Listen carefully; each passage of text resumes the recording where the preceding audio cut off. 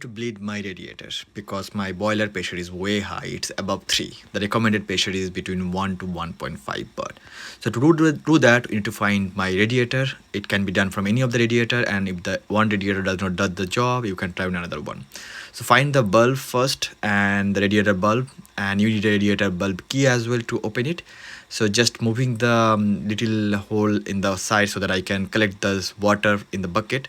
Make sure you turn off your boiler before doing this step, and let the water be cooled down, otherwise it will come back with hot water, or maybe like a bit might be damaged. So this is my radiator bulb key.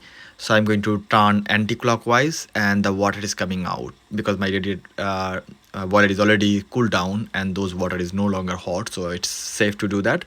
So the water is coming out. While the water will keep coming, it will keep coming now, and you have to monitor your pressure gauge in the boiler. This is my combi logic combi 35 model, and the recommendation again, it's supposed to be between 1 to 1.5. It can be 1 to 1 to 2, but I would like to do it between 1 to 1.5, and I would suggest most user does the same. So the water is keep coming, still coming, so I have to keep monitoring the gauge. It's close to 2 now, and I'll be waiting until it's close to 1.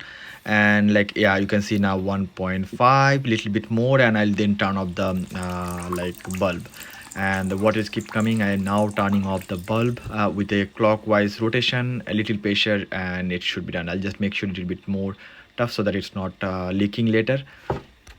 It's time to turn on the boiler, and if you don't reduce the pressure, it might make some lot of issues like leaking the systems.